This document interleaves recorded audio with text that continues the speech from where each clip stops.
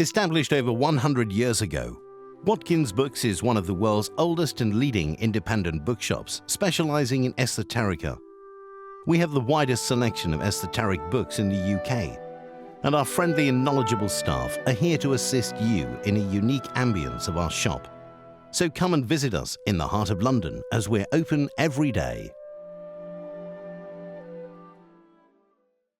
The Moore Show is supported by Mindscape, Paranormal and UFO Matrix magazines, available for download on all major digital platforms. If you like what you watch, then don't forget to follow us on Facebook and Twitter for the latest updates on The Moore Show. Remember to subscribe to our YouTube channel for new weekly television and radio shows. The Moore Show is in partnership with Ozark Mountain Publishing, taking readers beyond the unexplained.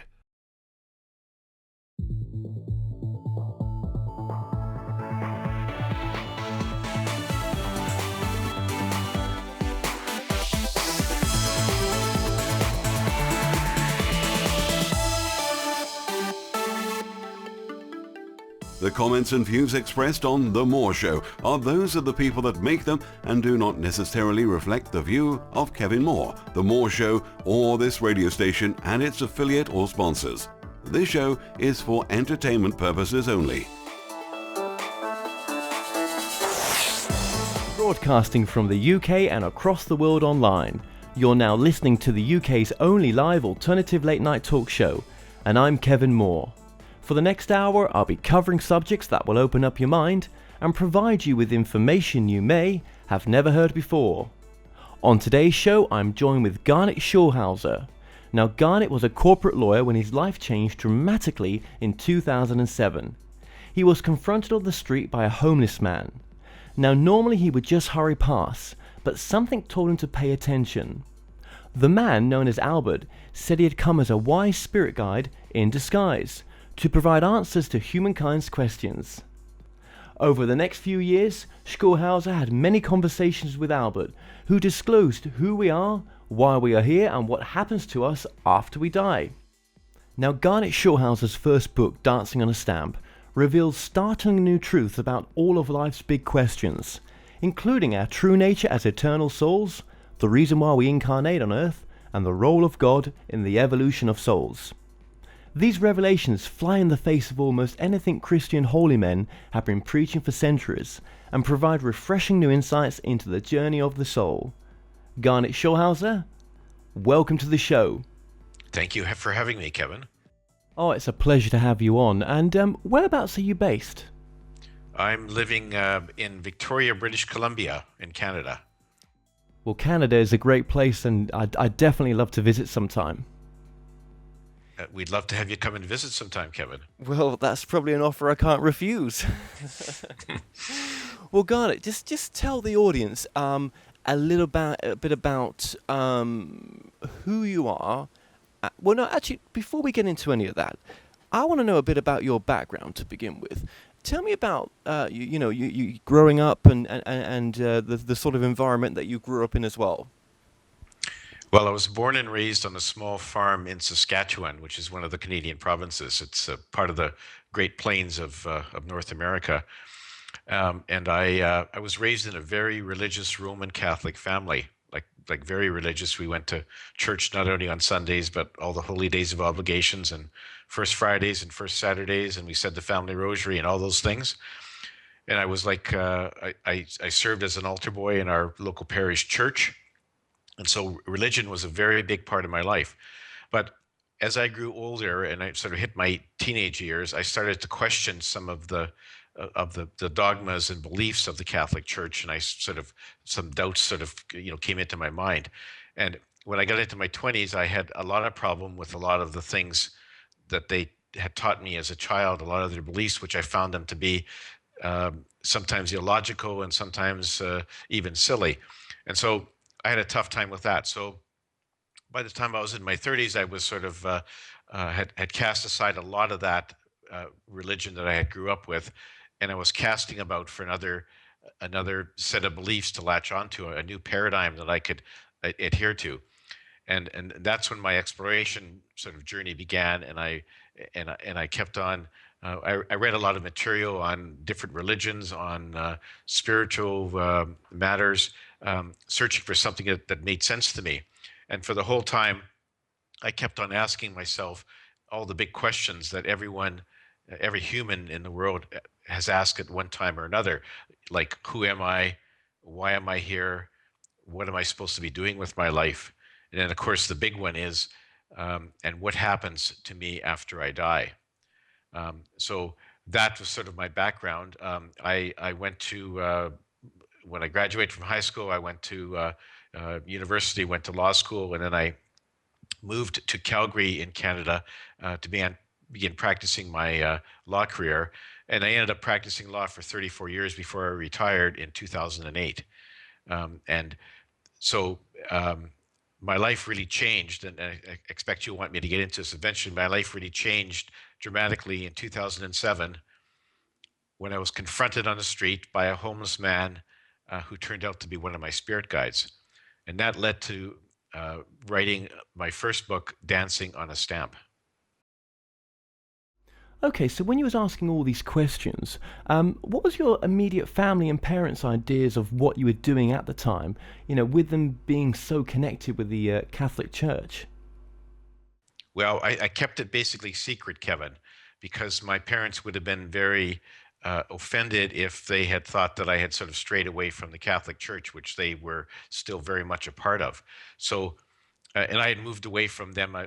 So Calgary was like 500 or 600 miles away from where they lived. And when I'd go home to visit them, I would still go to the church on Sunday with them, and they didn't know I was having these problems or asking these questions. And I preferred to have it that way because I didn't want to cause them any unnecessary concern. And so they weren't really aware of it, and they both passed away quite a few years ago, so they aren't aware of my or they weren't when they were living aware of my book. They certainly are being on the spirit side right now, but and of course there they would have a much different point of view than they did on Earth. But anyway, I basically kept it a secret from my parents. And what about close family as well? How have they reacted to your book? Well, I was concerned about that because I still have three sisters living in Saskatchewan who still go to church. And I was concerned about what they would think about me because I obviously take a few shots at the Catholic Church in my book. But anyway, it turned out okay. They were okay with it, and so we're on good terms. And my immediate family, they were all very supportive. My wife is a very spiritual person, and so she really thought it was good that I did this and gave me credit for actually coming out of the spiritual closet to write this book. There were some of my former colleagues and friends from my law practice days who I haven't heard from since I wrote the book, and I expect it's because they just disagree with me or they maybe think I've lost my mind. I don't know. But there's actually a lot of them though who did send me some very nice emails after my book was released to say, "Good for you. Glad you had the courage to write your book and release it, and you've helped me on my journey as well." So the reaction from my colleagues was sort of mixed. From my family was actually quite supportive. So I'm thankful for that. But I had to really struggle for the longest time, Kevin, after I wrote my book about whether I'd actually get it published or not. And at one time I thought, well, maybe I can just throw it in the drawer and forget about it. But I knew that I had to go ahead and take the next step because if I didn't, I know I'd regret it for the rest of my life. And so I did. And I certainly do not regret it. Absolutely not. And we'll get into the publishing of the book just later on in the interview as well. Well, one thing in common between us all is we're all going to pass away. We're all going to die. And I think reading your book, it answers a lot of the questions.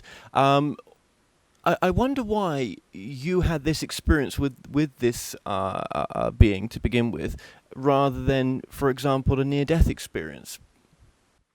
Yeah, I'm not sure. And I've asked my spirit guide Albert that question, and he didn't really say. He just said that this my encounter with him had been planned before I was born, as you can imagine, except I didn't remember that. And it was he just said it was designed to get my attention so that I could listen to him and we could have the conversation. And so he showed up in my life as the homeless man because he said that if he had just started talking to me as a voice in my head, I probably would have thought I was losing my marbles. So that was his way of introducing himself to me in a very gentle way that I could relate to. And I think it was very effective. So he appeared in physical form as the homeless man for the first 3 meetings we had. And then after that, he was just a voice in my head. We spoke by telepathy, and that's how we had our dialogue. So, it could have been a near-death experience, I guess, but it probably wasn't in the cards for me to reach a crisis point where I would be near death. And so they did it this way, and I think it worked very well. Now, what kind of person were you, Garnet, before your encounter with Albert? Were you going down any wrong roads, for example? I don't think I was going down any wrong roads. I was a very, successful corporate lawyer in a very large law firm in Calgary. Um, uh, you know, Things are going well. I mean, I had a wonderful wife. I had two, bright and intelligent sons who were in university. We lived in a very nice neighborhood in a nice house. So all those things were clicking pretty well for me. But the one thing that was missing was the answer to all these questions I'd been asking all my life, and so I was a bit distressed at times because I couldn't seem to ever find out, the real meaning of life or what my purpose was, despite the fact that I was very successful in a very external way. And so um, um, I think it was opportune that Albert came along when he did, because it was just a good time in my life. And at the time, I was kind of thinking I was sort of getting tired of practicing law anyway, and I was certainly looking for some new avenue, new path to go down. And so when he came into my life, that was just a great chance for me to close one door and open another. So before I met Albert, I was a typical stuffed shirt corporate lawyer, Kevin. Like most of my colleagues, and that's just the only thing that I knew. Since I met Albert, I've changed a lot because I retired from my law practice a year after I met Albert, just because the law practice just seemed to be so, or didn't seem to have any relevancy for me anymore, or any meaning. And so I knew that I had this new path to follow, and that path was to continue my dialogue with Albert and to write about it, in my first book, and to keep on writing as we continued our visits. So now I see things much differently. I'm not as materialistic. I'm much more spiritual, and I really try to see the world through a different set of eyes. The the world that Albert has presented to me in our conversations, which was really quite different than how I saw the world before when I was still practicing law. So quite a dramatic change in my life. Yeah, absolutely. Okay, well, let's talk about Albert now. Tell me about your encounter with him, the energy that he gave off, and why would you have spoken to a homeless man when that's not something that you would normally have done, is it? Well, I was just strolling down the street one afternoon, a sunny day in May, in my navy pinstripe suit, looking very, very much like a stuffed shirt corporate lawyer. And the amazing thing that happened that afternoon, unlike many other afternoons when I walked down that street, was that suddenly this homeless man jumped out in front of me. I found out later, his name was Albert. And usually my tactic when these people confronted me on the street was to do a quick sidestep and go around. But this man sort of stopped me in my tracks. And the reason he did was because he had amazing, sparkling, radiant blue eyes that sort of shone like two little blue stars. And I was sort of riveted there on the street because of his eyes. And the first thing his eyes were doing were that they were penetrating deep within my soul. And I felt like he knew everything about me, that he knew everything I'd ever done. He knew uh, all of my history. He knew my secrets and my fears, and he knew my hopes and aspirations. And I had no idea why I felt this way because we had never met before. But so I was standing there feeling a little bit naked and exposed, but I still stood there because at the same time, his amazing eyes were sending this wonderful gush of pure, unconditional love towards me. And that was infusing my body with an amazing feeling of peace and security. So I felt very good because of this, of the love this man was sending me. And it was so great that I had no desire to move, and I could have stood there forever because it was a feeling like I've never had before, and it was just simply amazing. So I was standing there like a deer caught in the headlights, quite happy to enjoy, to bask in the gaze of this amazing man. Um, and then he suddenly broke my reverie by saying to me, "Well, why are you here?" And then he quickly disappeared into a nearby store. And so when I eventually collected my wits, I went into the store to try to find him. He was nowhere to be seen, and I walked up and down in the street after to see if I could spot him, but he was gone. So that night I resolved that I would have to go back and find him. So the next day I went back to the same street to try to find him. Eventually I saw him sitting alone on a bench. And so I went up to him and I said, who are you and why did you stop me the other day? And he said, well, I'm a soul just like you, and I'm here to help you on your journey and to answer your questions. So that's how our conversation started. It was he was so amazing that I had no choice but to, stay with him and have a conversation, because it was one of those things that if you ever experience it, Kevin, you just know in your heart that this person is special, and you have to have a dialogue with him, because it just didn't come by accident. He wasn't an ordinary homeless man. He was a very special person. Turned out he was. He turned out to be one of my spirit guides. Okay, well, we're going to take a quick break here, so stay tuned and we'll be right back. Welcome back to the show. I'm still joined by my guest, Garnet Schulhauser. Now, Garnet, it's a pleasure to have you on. It really is. This is a very interesting book, and it's just an amazing story. So let's pick up from where we last left off, where you had your second encounter. This was the last physical encounter, I believe. Is that right? No, I had one more. So the second physical encounter was on the street that day, the bench. The third encounter was a physical encounter, and it happened at my home. A couple weeks later, it was on a Saturday afternoon. I was the only one at home, and I went out in the back patio and I sat down in a chair, and I hadn't heard from Albert for a couple of weeks, and so I sort of said to myself, "Hey, Albert, are you there?"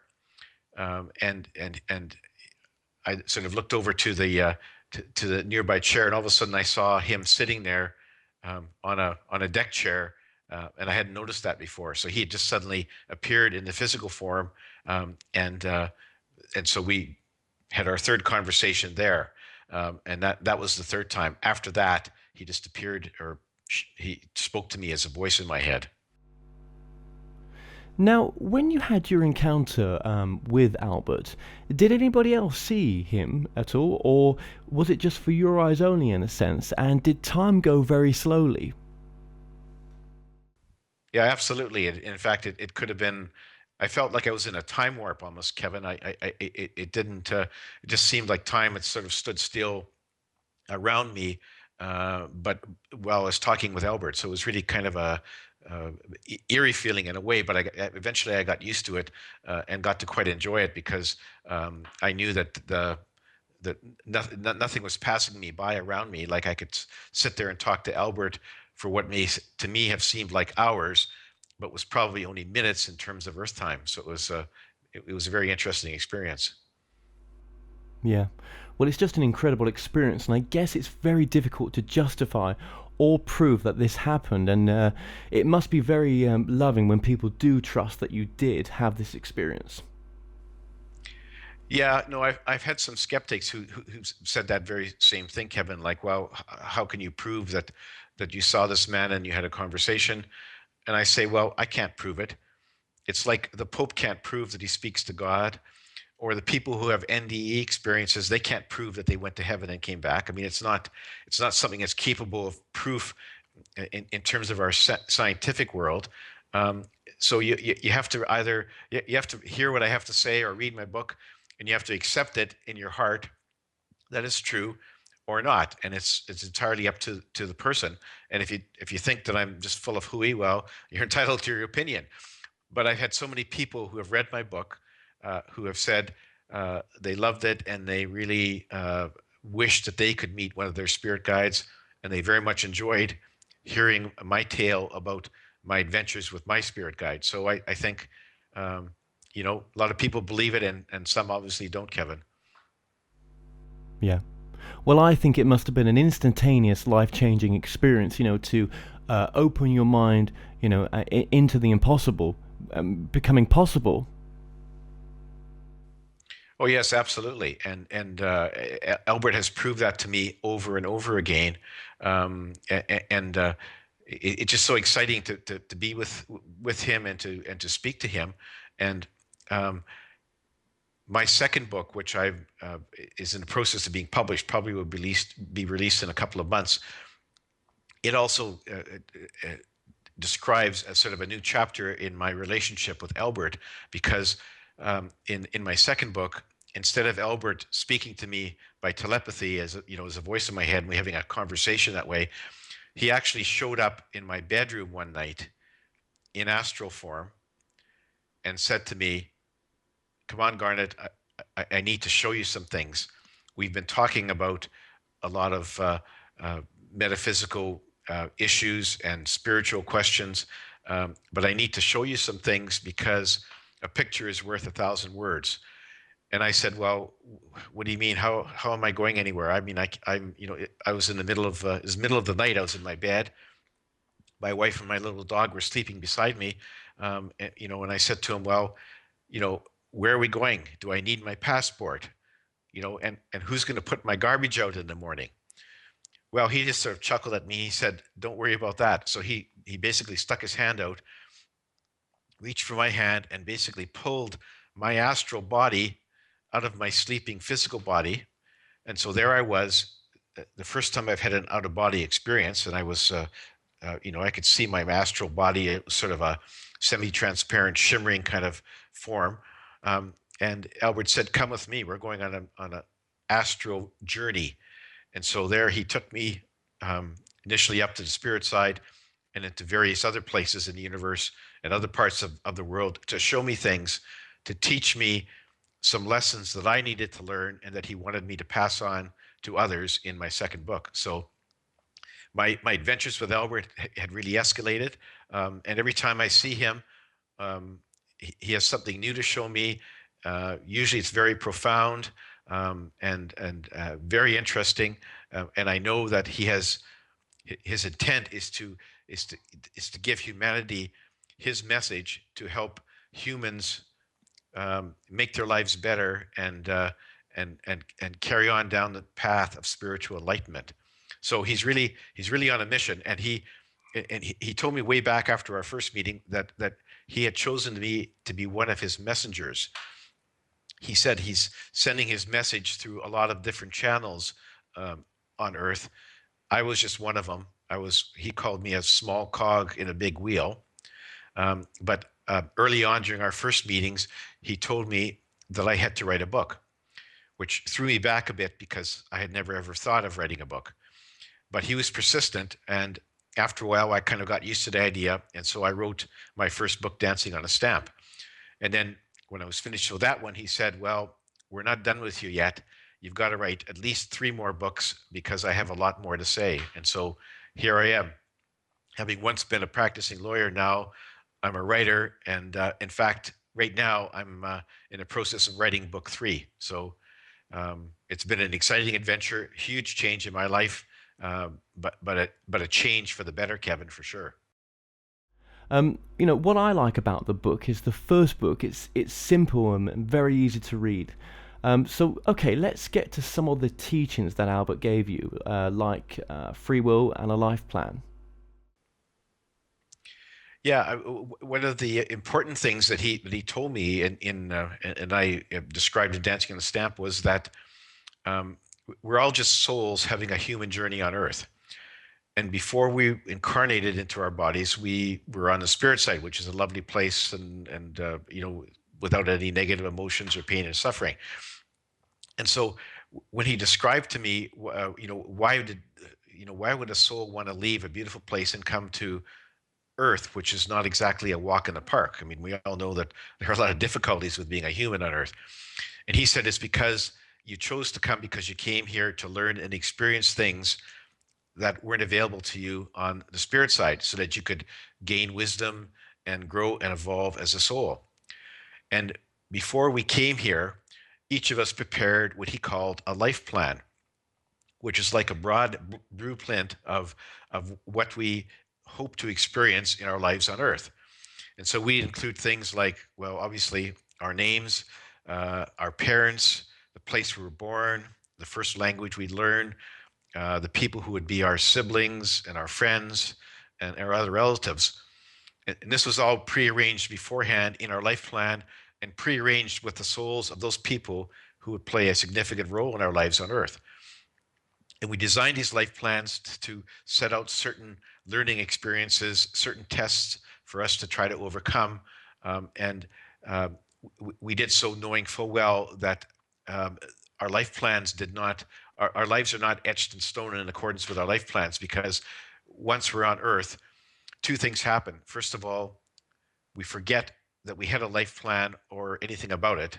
So we're totally blacked out from that. That's by design. And the second thing is we have free will to make decisions and take actions. And that means, of course, that notwithstanding what we had intended to experience or to learn in our lives before we were born, our free will will often take us way off course.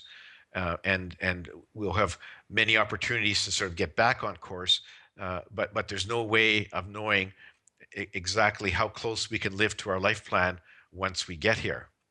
And the thing that sort of helps us to try to get back on course when we stray off is the fact that we all have spirit guides. And Albert was one of mine, and he says that every one of us has at least 2 or 3 spirit guides who often change during the course of our lives.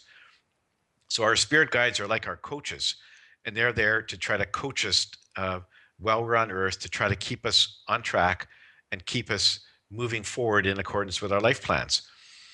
The difficulty with that is that their messages to us are very subtle. And so their messages come in the form of an intuitive flash of thought, a gut feeling, a whisper in your mind, maybe a coincidental event in your life. And that's the only way they can really communicate with us. And all too often, we have so much on our minds. Our minds are cluttered with thousands and thousands of thoughts every day that we just fail to pick up these messages. So that's the big struggle for them, is to try to get us to listen what they're saying. And our big challenge is to try to quiet our minds so we can hear what they're saying. So my conversations with Albert is very much of a one-off kind of thing, because most people don't get that direct communication from their guides. It's all the very subtle messages that we have to struggle to hear and understand as we carry on with our day-to-day lives. And in the meantime, our minds have their own agenda, and our free wills are acting to satisfy what our mind thinks it wants, and that often puts us off course. But as Albert said, it's no big deal, because no matter how far off your course you stray, no matter what you do in your life, you always go back to the spirit side when your physical body dies. And does he talk about the soul's mission and how we can rekindle the soul's mission through our, for example, gut feeling? You know, how do we become a better listener to what we should be doing? Yeah, you have to pay attention to your gut feelings and to your intuitive thoughts. But Albert said that one good way of becoming a better listener is to sit quietly and meditate. And that's not an easy thing to do. But there are lots of meditation courses that a person can take, books to read to help us get to the state where we can kind of shut out all the random thoughts that are spilling through our mind usually, and try to focus on living in the present, in the now. And when we do that, then we'll better be able to hear the messages coming from our spirit guides and from our soul. And those messages will be, this is what you need to do to get on your course, or to get back on your course if you're off course. And this is where you should go. And these messages are very important when you come to a fork in the road. It's like, I have to make a decision. Should I take the left fork or the right fork? And that's when you have to be um, really careful to try to listen to what your spirit guides and your soul are telling you, so that you'll take the right fork.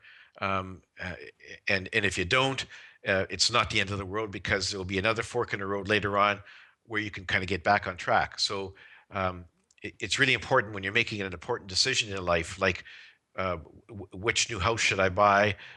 Should I take a new job somewhere? Who should I marry? Those kinds of things. That's when it's really important for you to really try to focus on hearing what your spirit guides are telling you. Yeah. And also to forgive ourselves, as the source, or God, as you say in your book, doesn't judge.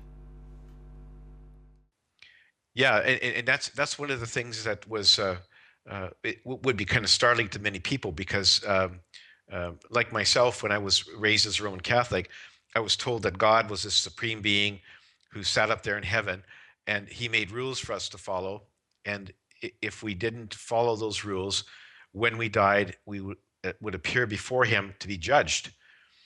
And if he didn't like what you had done during your life, he could send you off to an awful place called hell for punishment. And if you did like what you did, then you could go to a nice place called heaven. So the whole concept was that we would be judged by God when we died. Albert says that couldn't be further from the truth. The source does not make rules for us to follow, and he does not judge us. So whatever you do is fine by the source. The source wants to experience through us everything that he has created in the universe, including whatever happens on the planet Earth. And so whatever goes is fine by the source. And so the only person who can judge, or who will judge what we've done when we die, will be ourselves. And that happens after we pass over and we have what Albert calls a life review, where we review everything that happened in our lives, and we can see where we did good things, where we did bad things, where we went off course. And the whole thing is sort of an education for us, so that we can prepare for the next time we come back to Earth. And so he says, really, there's nothing to forgive in terms of what you did on Earth. Even if you were a horrible, bad person, there's no need to forgive yourself, because there are no absolute rights or wrongs on Earth. It's all like you're acting in a grand play on Earth. And you know, if you're acting in a play where the part calls for you to murder another actor, you do so because you're following the script. But when you leave the theater, the police don't arrest you for murder, because it wasn't real life. It was just a play. Well, when you finish your life on Earth and you get back to the spirit side, you will realize that your life on Earth was very much like a grand play. And it's so that nothing that you did, even if it was very bad, sort of stays with you. There is no punishment, and you don't have to feel any remorse. All you have to do is take a look at what you did, and see where you went offline, and just quietly resolve to do better the next time. So there's no need for forgiveness on the spirit side. On Earth, there is a need to forgive yourself, because that's just part of allowing yourself to learn to love yourself and to love others. And Albert said, as a human, um, you first have to love others before you can truly love. You first have to love yourself before you can truly love others. And part of loving yourself means forgiving yourself for the wrong things you did in your life. You should look back at those things and learn from your mistakes, but you shouldn't carry them forward. You shouldn't let them stay in your mind and cause you feelings of remorse. You have to put them past you and focus on the present. And so on earth, forgiving yourself is very important.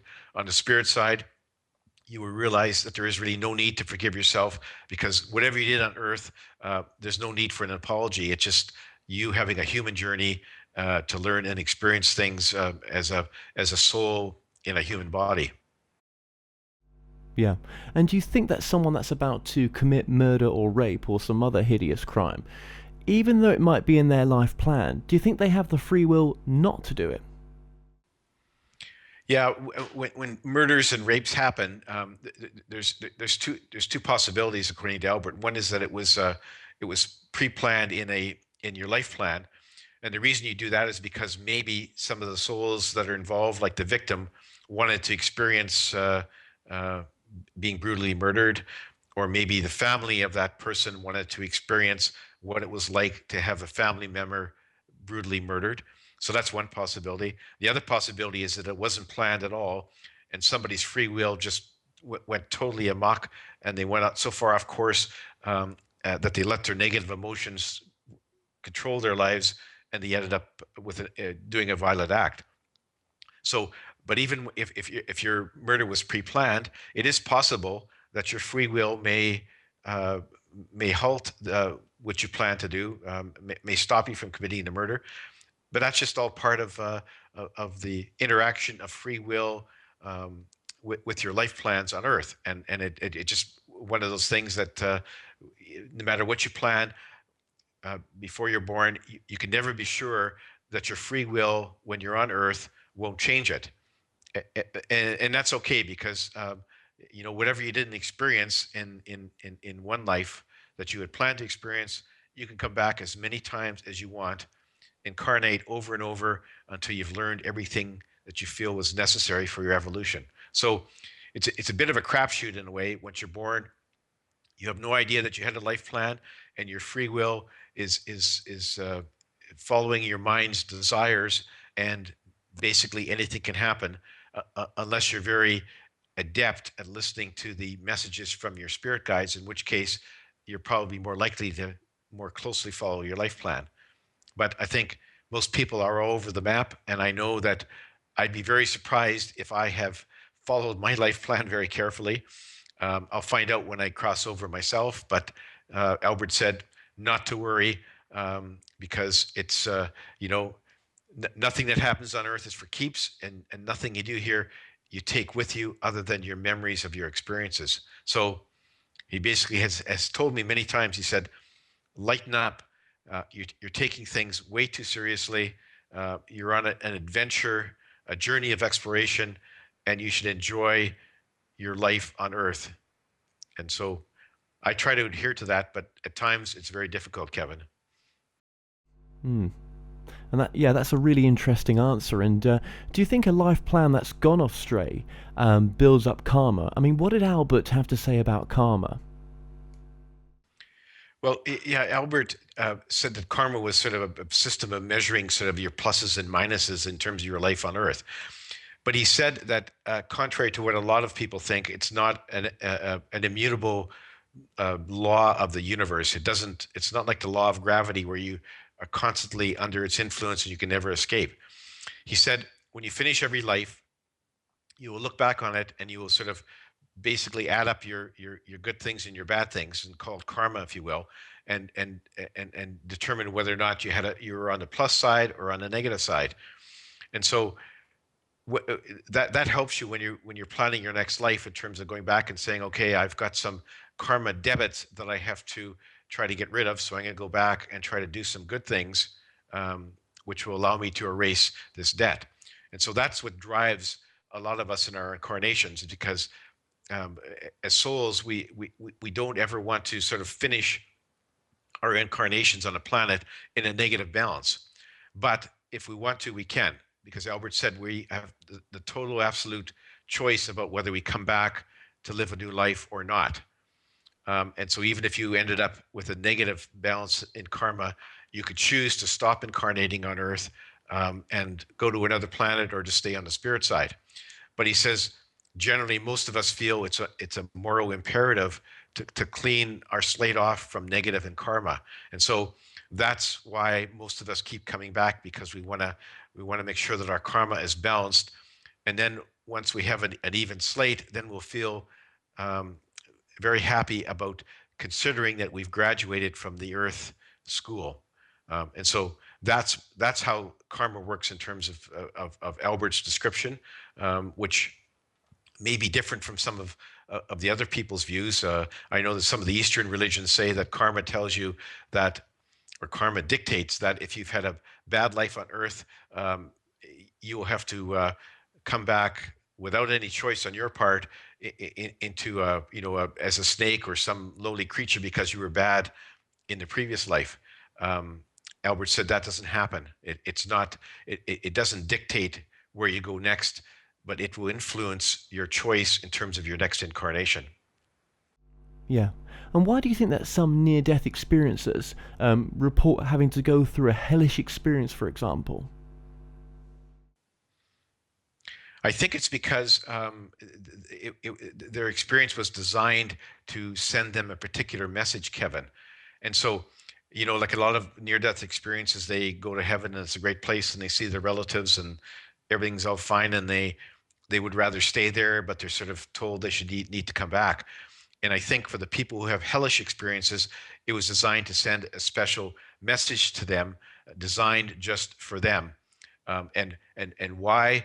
It relates to something in their background, or to something that they had done in their lives, but it was intentionally given to them to change the course of life after they recovered from their near-death experience. And it's an interesting question, Kevin. I had never asked Albert about those NDEs where they had a hellish experience. I'm going to write it on my list, Kevin, to ask him. But I think that's what he would say, because as Albert has told me, and as I described in my book, there is no hell. It's just an invention of the organized religions. And so no matter how bad you were, you're not going to go to an awful place when you die. And so it follows that when you have a near-death experience, going to a hellish place was just a vision that the spirits decided to give to you for your own special purpose. But it's not a place that really exists. Okay, well, one interesting chapter in your book is about sex and taboos. Now, just go over that chapter for the audience. Well, it goes back to my upbringing as a Roman Catholic, and the Catholic Church has a very sort of stilted view of sex, and they did back when I was a child, and in fact they still do. And their view is that sex is a sin, except in very limited circumstances, which is between a married couple for the purposes of conceiving a child. So sex before marriage is a sin. Sex with somebody you're not married to is a sin. And get this, even sex between a husband and a wife, when they're using artificial contraception, is a sin in the eyes of the church, which is just patently ridiculous in my view. And I'm not quite sure where they got this from. It's an historic attitude that somehow they think that sex is sordid and demeaning, and that it should only be allowed or condoned in very limited circumstances. And so that's why they came up with their whole philosophy about sex. And it relates to sort of like their whole governing hierarchy. Their whole idea that the priests should be celibate comes from that idea that you can't really be a servant of God, a pure and holy person, if you engage in sexual intercourse. That's one of the reasons why priests have to be celibate. And so this whole thing is quite ridiculous in my view. And so I asked Albert about it, and I said, what is this about sex? Is sex, is it ever a sin? Is it wrong? Is it immoral? And he basically said, well, no, of course not. He said that the source doesn't want us to stop having sex. He said the source created us with sex organs and a strong sexual drive, and he did it by design. It was so that we would have sex, enjoy sex, and use it to procreate. And so these strictures by the church and various other religions that sex is only wholesome in very limited circumstances, he said, is just ridiculous, and we should just humans should carry on to enjoy sex and not worry about the Catholic Church or other religions who say that in some circumstances it's sinful. He said it's not. It's just a natural part of human existence, and you just have to ignore the people who tell you otherwise. And would you say that souls incarnate into different religions, for example, to have different challenges? Oh yes, absolutely. I mean, I think there's no doubt that when I chose my life, it was to be in a family who are Roman Catholics, and I knowing full well that I would be Roman Catholic. And I think it was, for me, it was a challenge to sort of, first of all, learn what they taught me, and then a challenge for me to see if I could break out of the mold, start to think for myself, and try to question it rather than just follow their dogma like a little lost sheep who is following the shepherd. So I think that was one of my challenges, and then it was from that point. Then it was for me to find a new set of beliefs that I could latch onto that were, as it turned out, quite different from what I was taught. So I think that was my challenge, and I think other people who were born in different religions, I think the same thing follows, because when you choose your parents, you are effectively choosing your initial atmosphere in life, your initial structure, and that includes what happens at home and the religion that these people adhere to. So I think that's all very deliberate, and I know it was in my case, and I think no doubt I'll find out what exactly lesson I was trying to learn, but I think it was to see if I could think for myself and question things that I had been taught were absolutely unquestionable when I was a kid. And I think I've done that so far. And Garnet, what is the source looking for? Is it trying to know itself through experience, for example? That's according to Talbert, that's exactly what's happened, because the source created us all. We're all basically individual aspects of the source. We're connected to the source, we're connected to each other. And the source basically uses us to, like you said, to get to know what it has created. It's created this vast universe with billions of stars and millions of planets, and all kinds of different life forms. And when souls incarnate into these physical life forms on the denser planes, everything we experience, the source experiences as well, the good, the bad, and the indifferent. And that's just a way for the source to experience and enjoy everything it has created in its vast universe. And that process continues because the universe is not stagnant. The universe continues to expand, it continues to grow. New life forms are created every day, and the source is very eager to have souls incarnate into those life forms so it can continue to experience its ever expanding universe. So yes, we are sort of an outlet for the source to get to know what it has created. And there's me thinking it had nothing better to do on a Saturday night. But yeah, okay. But would you say coming to planet Earth is probably one of the one of the harder places to incarnate onto? Absolutely. Albert has told me many times that the Earth School is one of the toughest in the universe. And one of the reasons it's so tough is because we are not allowed to remember where we came from before or what we had planned in our life plans. And so that sort of amnesia makes it really difficult to carry on with our lives. And so we kind of stumble along blindly, hoping to hear messages from our guides, but not really sure that those messages are from our guides or that we even have guides. And so it's kind of it's a very harsh experience. And Albert said it's really a tough school. And he told me one time that every human on Earth should pat themselves on the back because they were very brave and courageous for coming into this very harsh school. And it also means that it's very likely that we have incarnated in many other planets and many other life forms that were much easier, and now we're sort of hitting the real tough boot camp in planet Earth. And so hopefully, we will learn our lessons here quickly so we can move on somewhere else where life is a little bit easier. Also, in your book, you do discuss the law of attraction, so just tell us about that. Right. The law of attraction, basically, they say that if you, what you think, you attract. And so if you want something, you have to think positive thoughts about what it is you want, and then you'll get it.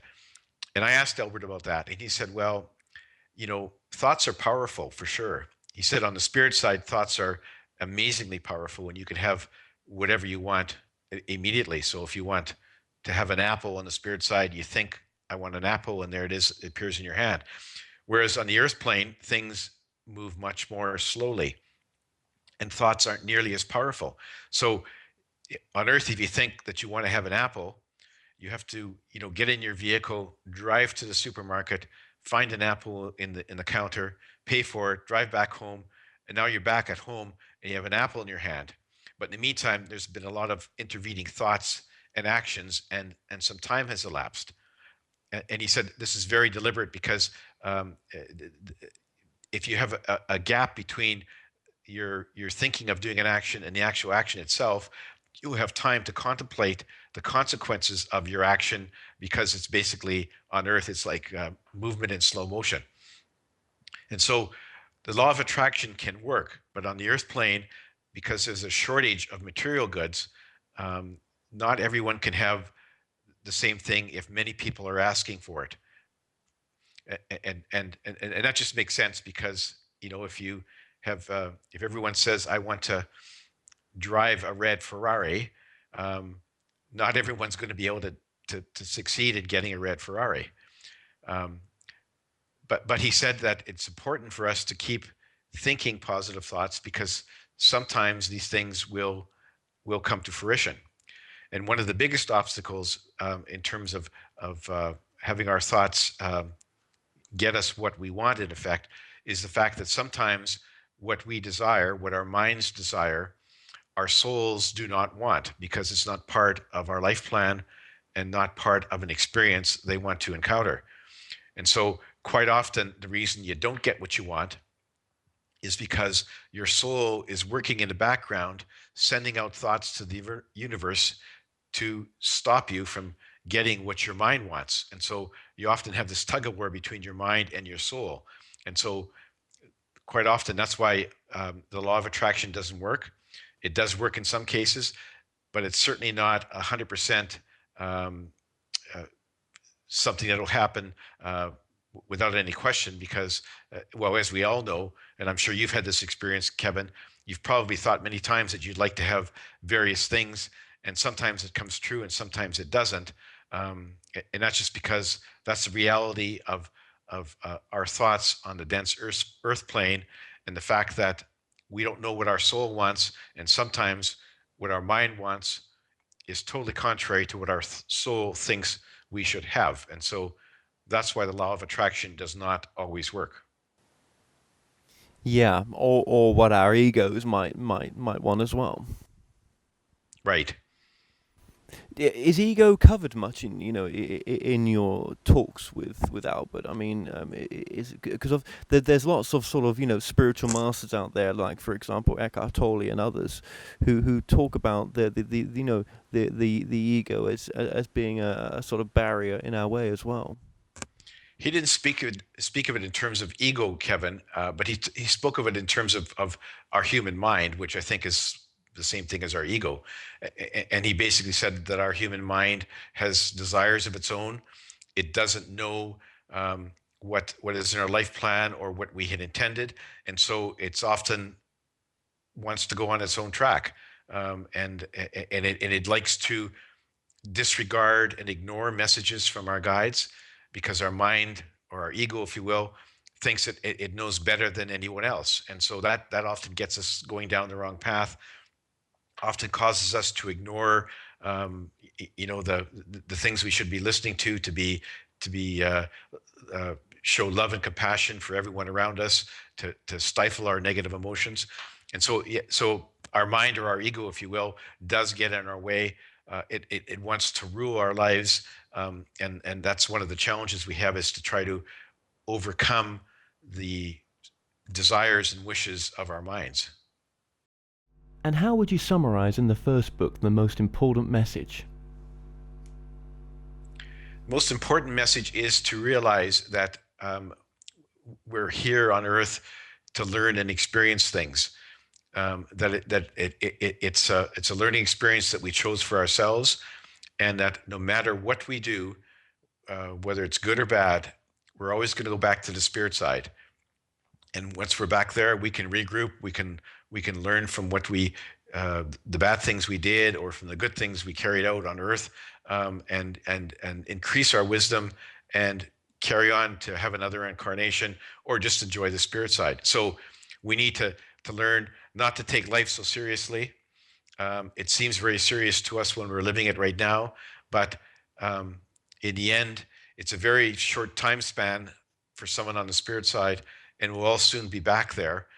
And then we can, in fact, sit around with all the souls that we interacted with on Earth and have a good laugh about all the silly things we did on Earth, and enjoy each other's company. Absolutely, and I'll add to that as well, is that if and when we do watch our DVD back, for example, our life review back, we want it to be fun as well. What would have been the point of it being so hard and so miserable? You know, think of when you have your life review, that you need the fun in there as well. Oh, absolutely. And in the life review, of course, you can review everything. It's not just the bad stuff. You can review all the good things you did, all the fun things you did, all the excitement you enjoyed on Earth, and you actually relive those moments and enjoy them over again, and relish the experience. And so, life review, as you say, it's just not all the bad stuff. You can relive all the good stuff as well, and that's just part of enjoying your life after the fact. When you're on the spirit side, enjoy it, not feeling any remorse, not feeling guilty about the things you did, but feeling happy that you had an exciting adventure on this planet, and that you've learned a lot from your experience, and you're ready to move on to plan your next life, whether it be on Earth or somewhere else, so that you can continue your evolution as a soul. Well, Garnet Schulhauser, thank you so much for joining us today. Thank you for inviting me, Kevin. I really enjoyed our interview. Well, we've come to an end on tonight's show. Don't forget that you can listen and watch all our past interviews on the More Show's official YouTube channel. Remember to subscribe to our YouTube channel for new daily shows. You may also find out more on all past and upcoming guests on the show via themoreshow.co.uk, and do like us on Facebook and Twitter for the latest updates. So until next time, be safe.